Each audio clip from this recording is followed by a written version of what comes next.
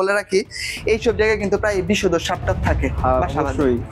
এটা কিন্তু আপনারা অনেকেই জানেন না বা জানলেও এরকম ভাবে গুরুত্ব দেন। সম্ভবত দোতলায় ঝুঁকি, এই কারণে সম্ভবত ওনারা থাকেন না। তাই এইগুলো আইডেন্টিফাই করার একটা ওয়ে হলো আপনার গঠন আর কি। এই যে তৎকালীন সময় ইটের যে কেমন হতে পারে, আর এগুলো আপনারা দেখলে বুঝবেন এগুলো কিন্তু সিমেন্ট না। এই যে এগুলো।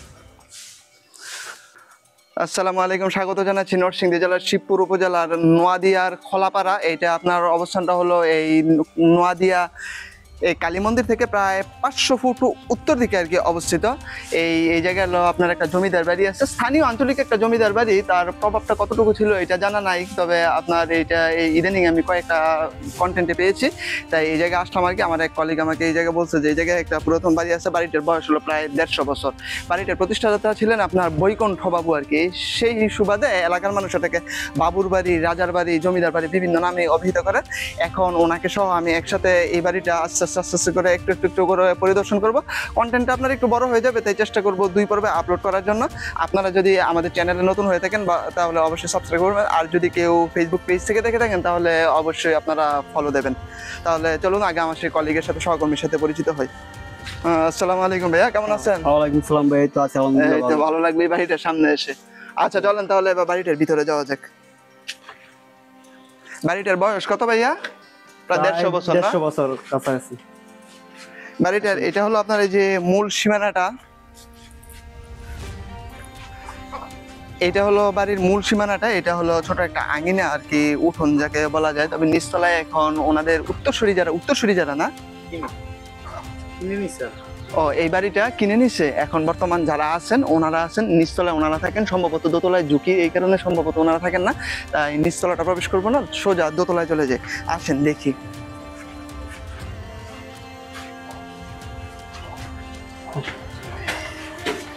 এই যে দেখেন, আমি যে কোনো জমিদার বাড়ি বা প্রত্নতাত্ত্বিক নিদর্শনে যাই, এই কথাটা প্রায়ই বলি। এইগুলো আইডেন্টিফাই করার একটা ওয়ে হলো আপনার গঠন আর কি। এই যে তৎকালীন সময় ইটের যে স্ট্রাকচারটা আপনারা বিভিন্ন জায়গায় গেলে দেখবেন, এই প্রত্নতাত্ত্বিক নিদর্শন যেগুলো আছে বাংলাদেশের প্রায় 400 বা 500 বছর 600 বছর পূর্বে, সেই আপনার মোগল যুগ, প্রাক মোগল আমল, সুলতানি আমল, প্রাক সুলতানি আমল থেকে শুরু করে ব্রিটিশ আমলে আপনার যেই বাড়িগুলো নির্মাণ করা হয়, মন্দিরগুলো, মসজিদগুলো যেগুলো নির্মাণ করা হয়, আমাদের এই চ্যানেলে অসংখ্য কন্টেন্ট পাবেন। এবং সব জায়গায় গেলেই আমি আপনাদেরকে দেখাই ইটের স্ট্রাকচারটা দেখলে আসলে বোঝা যায় আর কি যে বাড়িটার বয়স কেমন হতে পারে। আর এগুলো আপনারা দেখলে বুঝবেন এগুলো কিন্তু সিমেন্ট না। এই যে এগুলো কিন্তু সিমেন্ট না, এগুলো হলো আপনার এটার নাম হলো সুরকি। এটা সম্ভবত আপনার এই সিমেন্টের বর্তমানে হলো সুরকির বিকল্প সিমেন্ট আমার কাছে যা মনে হয়। এখানে সিমেন্টের উপস্থিতিটা নাই। এই যে খামচি দিলেই আপনার উঠে আসে, এগুলো সুরকি বলে আর কি। তৎকালীন সময় এগুলো সুরকি বলে। এই যে দেখেন সিঁড়িগুলো স্ট্রাকচার, তৎকালীন সময় যে আপনার এই যে সিঁড়িগুলো খুবই সরু হতো আর কি। এই যে এখন দেখেন আপনার এই যে জানালাটা সেই 150 বছর পূর্বের জানালার নিচে উপরে এই যে সুরকি। আমি সুজন ভাই একটা বিষয় ভাবি যে তৎকালীন সময় ফার্নিচার গুলো উঠানো হতো কিভাবে? ভিডিও ভাই ওই আমলের মানুষ যারা আসলে আর এই বলতে পারবো এই বিষয়ে। এদিক দিয়ে আসেন, এদিক দিয়ে দেখতে দেন, এদিক দিয়ে না। এই যে যখন আমি এই পুরনো নিদর্শনগুলোতে আসি, প্রত্নতাত্ত্বিক নিদর্শন সহ প্রকৃতি যেগুলো আছে এগুলোতে যখন আসি, আমি প্রায় একটা বিষয় ভাবি যে একটা সময় বা এইসব বাড়িতে মানুষের প্রবেশ ছিল কতটা স্বপ্নের মতো না। আর আজকে কালের আবর্তনে এগুলো শুধুই পরিত্যক্ত অবস্থা করে আছে। এই জায়গায় আপনার একটা নতুনত্বের একটা ছোঁয়া আছে। সম্ভবত এটা একটা জানালা ছিল, পরবর্তীতে এটা দরজা ছিল, সম্ভবত এটা বন্ধ করা হয়। দরজা থাকার কথা দোতলায়, না জানালাই ছিল আর কি। এই যে সনাতনীদের একটা, সনাতনী সহ ইসলাম যারা আছে তৎকালীন সময়, এটা একটা আপনার কমন একটা বৈশিষ্ট্য। এই জায়গায় আপনার সম্ভবত আপনার পিদিম রাখতো আর কি, না ভাইয়া? এইসব জায়গায় এদিকটা দেন, এদিকটা অনেক সুন্দর। আচ্ছা ঘরগুলোর ভিতর পরে প্রবেশ করবো। এই যে এই জায়গাটা দেখি।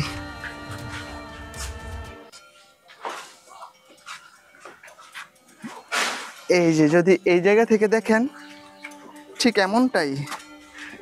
এই যে এইটা কিন্তু আপনার নতুন না, এটা আপনার সেই পুরনো। এই যে যদি দেখেন এই যে ইটের স্ট্রাকচার দেখবেন এবং সুরকিটা দেখলেই বুঝবেন আর কি তৎকালীন সময়ের। এই যে এটা হয়তোবা এই জায়গাটাতে তৎকালীন সময়ের এই রাজারা এলাকা নিয়ন্ত্রণ করতো না, এলাকার পরিস্থিতি দেখতো। জি ভাই। আচ্ছা চলেন এবার আপনার এই ঘরের ভিতরে যাই। এমন গ্রামেও যে আপনার এই বাড়িটা আছে এটা তো আগে শুনিনি।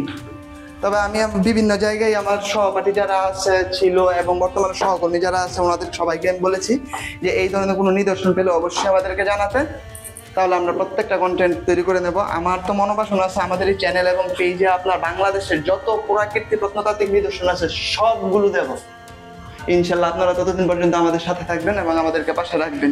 এই যে দেখেন 150 বছর পূর্বের সেই কাঠের জানালা, এটা দরজা না? দরজা, এটা হচ্ছে দরজা। দরজা ঘরের ভিতরে এখানে না? সম্ভবত লাইটিং এর ব্যবস্থা থাকতো সবসময়। তৎকালীন সময় তার আপনার বিদ্যুৎ ছিল না, মোমবাতি জ্বালাইতো এখানে। প্রদীপ, হিন্দুরা প্রদীপ বানানোর একটা জায়গা, রাখার জায়গা। এই যে এখানে আরেকটি আছে, এখানে জানালা, এখানে জানালা। এইটা মনে হয় আপনার যে তৎকালীন সময় আপনার এই যে বর্তমান সময় শোকেস টাইপের না? এই যে এই জায়গায় আপনার পাক বসাতো। এখানে বই টই, তারপর আপনার বিভিন্ন আরেকটা বিষয় হলো আমি আপনাদের বিভিন্ন জায়গায় গেলে দেখি আপনার এই যে রেল লাইনের ইস্পাত স্টাইলের এই লোহারিয়া, কিন্তু এই জায়গায় এসে আমি দেখলাম কাঠের। এটাই ব্যতিক্রম, অন্যান্য যত প্রত্নতাত্ত্বিক নিদর্শন দেখলাম সবগুলো থেকে এইটা ব্যতিক্রম। এই যে এই জায়গায় দেখেন পুরো যে বড় কাঠটা দেওয়া আছে, লোহা কাঠটা অসম্ভব। অন্যান্য জায়গায় যখন যাবেন শুধুমাত্র তখন আপনি দেখেন যে এই যে ইয়া লোহার অনেক পাত দেওয়া থাকে অনেক না? সিস্টেমে থাকে।